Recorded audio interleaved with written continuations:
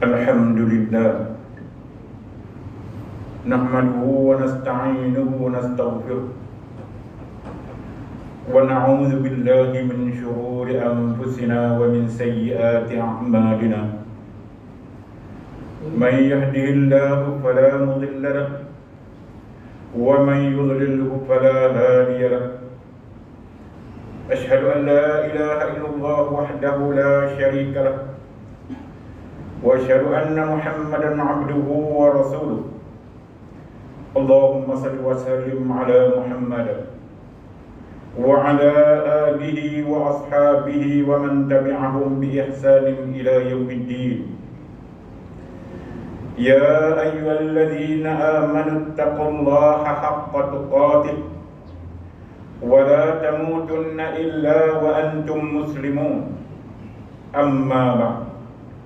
Fa inna asdaqal hadis kitabullah wa khairal hadi hadi Muhammadin sallallahu alaihi wasallam wa syarrul umuri muhdatsatuha wa kullu muhdatsatin bid'ah wa kullu bid'atin dhalalah wa kullu dhalalatin finnar.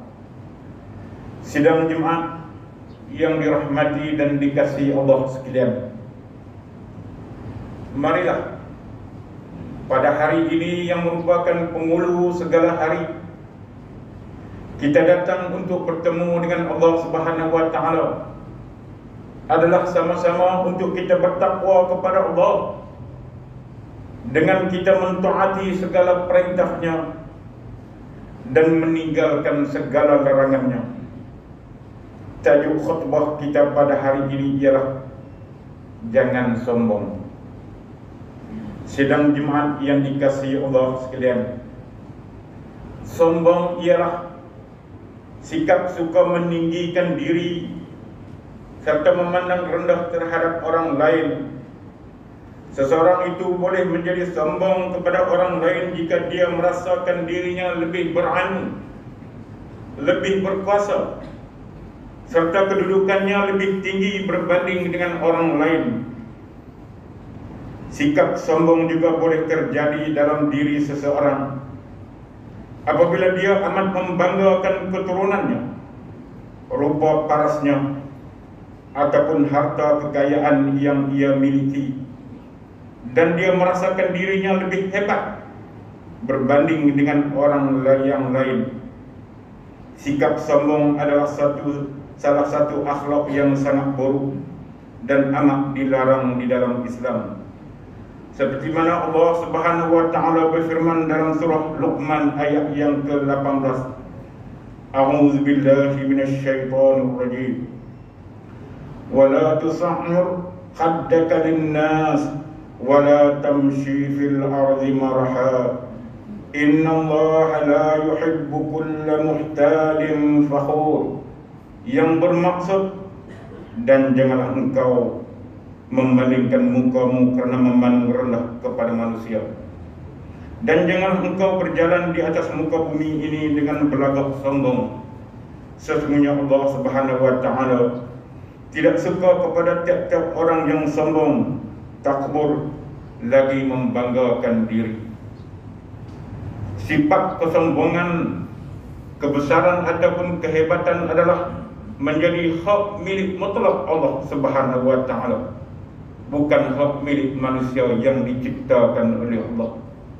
Kalau kita berbangga dengan kekuatan yang kita miliki, semakin hari kekuatan itu semakin lemah sehingga kita mati. Jika kita memiliki rupa paras yang cantik, lama-kelamaan rupa paras yang cantik ini akan menjadi kendor dan terus menjadi tua dan tidak berupaya lagi. Jika harta kita banyak bertimbun-timbun, lama mana kekayaan itu yang akan menjadi milik kita? Apabila kita dimatikan oleh Allah Subhanahu wa taala, adakah harta itu akan masuk bersama-sama kita ke dalam liang lahat, ataupun harta kita itu akan menjadi milik hak orang lain? Begitu juga dengan pangkat pekerjaan yang kita miliki. Apabila umur sampai ke 60 tahun lalu pensiun, maka kehebatan pangkat yang kita miliki itu tidak akan dipandang tinggi oleh orang lain. Bersama-sama dengan orang lain kita makan dan minum di kedai kopi, tidak akan dipandang oleh orang-orang kampung. Oleh itu janganlah kita memiliki sombong yang hak milik Allah Subhanahu wa taala. Maka Allah Subhanahu wa taala berfirman dalam sebuah hadis qudsi, Al-kibriya'u ridai wal 'azamatu izari faman naza'ani wahidan minhuma qadhaftuhu fin nar. Yang artinya kesombongan itu adalah selendangku dan kebesaran itu adalah sarungku. Maka barang siapa yang menyamaiku salah satu daripada keduanya, maka pasti akan aku lemparkan dia ke dalam api neraka. Hadis sahih riwayat Abu Dawud. Sudah cukuplah dengan hadis kursi yang menjadi tetapan telinga kita pada hari ini. Buangkanlah sifat sombong kita jauh-jauh daripada menjadi milik kita. Sesungguhnya apa yang dinyatakan di dalam hadis ini, Allah Subhanahu wa taala akan melemparkan orang yang tertentu yang mengambil sifat sombong kepunyaan Allah itu ke dalam nerakanya. Sidang jemaat yang dikasihi Allah sekalian, orang yang bersikap sombong tidak akan dapat masuk ke dalam syurga. Kesombongan itu bukanlah kerana seorang itu menyukai sesuatu yang cantik ataupun memakai pakaian yang cantik, tetapi menetap tinggal di rumah yang cantik serta mewah, ataupun memiliki kenderaan yang mewah dan cantik. Sebaliknya yang dikatakan kesombongan itu ialah jika seseorang itu menolak akan kebenaran dan memandang rendah terhadap orang lain. Ini seperti mana dalam hadis Nabi SAW, di mana Nabi SAW bersabda, la yadkhulul jannah man kana fi qalbihi mithqalu dzarratin min kibr.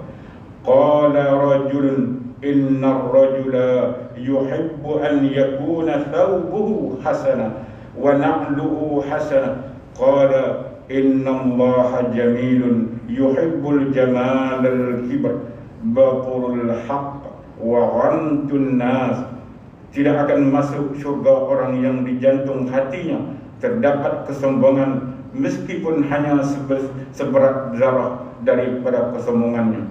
Seorang laki-laki itu bertanya kepada Nabi SAW, jika seseorang itu menyukai pakaiannya yang cantik dan kasut yang cantik, adakah ini satu kesombongan? Lalu Nabi SAW bersabda, sesungguhnya Allah Subhanahu wa taala itu cantik dan dia, yakni Allah, suka kepada kecantikan. Kesombongan itu ialah menolak kebenaran dan memandang rendah terhadap orang lain. Hadis riwayat Imam Muslim. Artinya, jika seseorang itu menolak kebenaran dan suka memandang rendah kepada orang lain, maka itulah yang dimaksudkan sebagai seorang yang bersikap sombong. Walaupun dia seorang yang miskin di atas muka bumi ini, tidak memiliki apa-apa pangkat ataupun kemewahan daripada harta bendanya. Dan Allah Subhanahu wa taala juga telah mengharamkan sifat sombong yang tercela itu di dalam surah Al-Isra ayat yang ke-37. Wala tamshi fil ardi maraha innaka lan takhriqal arda wa lan tablughal jibala tula. Yang maksudnya, dan janganlah kamu berjalan di muka bumi ini dengan sifat sombongmu, karena sesungguhnya kamu sekali-kali tidak akan menembusi bumi ini, dan sekali-kali kamu tidak akan sampai setinggi gunung. Maksud ayat yang sama-sama kita dengar tadi adalah agar kita tidak bersikap angkuh dan sombong di muka bumi ini. Sebab sifat sombong muncul karena adanya perasaan bangga terhadap dirinya sendiri serta memandang rendah terhadap orang lain. Sidang jemaat yang dirahmati dan dikasihi Allah sekalian, untuk kita menghindarikan diri ini daripada terkena penyakit sombong ialah dengan cara kita merasa insaf di dalam diri kita bahawa segala apa yang kita miliki selama ini adalah kurniaan Allah Subhanahu wa taala semata-mata. Kita hendaklah sentiasa bersyukur kepada Allah Subhanahu wa taala serta merasa malu atas segala kekurangan dalam kita melaksanakan segala perintah Allah Subhanahu wa taala.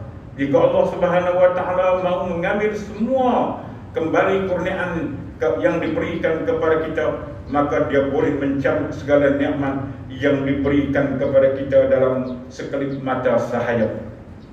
Maka dengan kesadaran tersebut, ia akan menjadikan diri kita ini lebih tawadhu.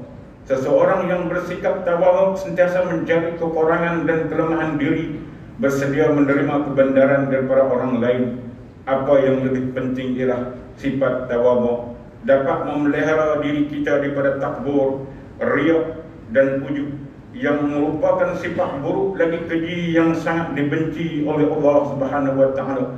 Di samping itu, sifat tawadhu ataupun merendah diri akan menyebabkan seseorang itu akan diangkat derajatnya oleh Allah Subhanahu wa taala di dunia dan di hari akhirat kelak, seperti mana yang disabdakan oleh Nabi sallallahu alaihi wasallam, "Wa ma tawadha'a ahadun lillahi illa rafa'ahu Allah." Dan tidaklah seseorang itu bersifat tawadhu, merendah diri karena Allah, kecuali Allah akan mengangkat derajatnya. Hadis riwayat Imam Muslim.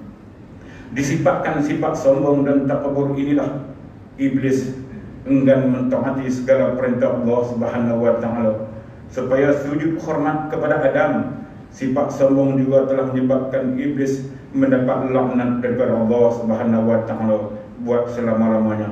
Adapun hamba Allah yang baik adalah seorang yang bersifat tawadhu, yang berjalan di atas muka bumi kepunyaan Allah ini dengan penuh kerendahan diri, seperti mana Allah Subhanahu wa taala berfirman dalam surah Al-Furqan ayat yang ke-63, "Wa ibadur rahmanil ladzina yamshuna 'alal ardi hawnan wa idza khatabahumul jahiluna qalu salama."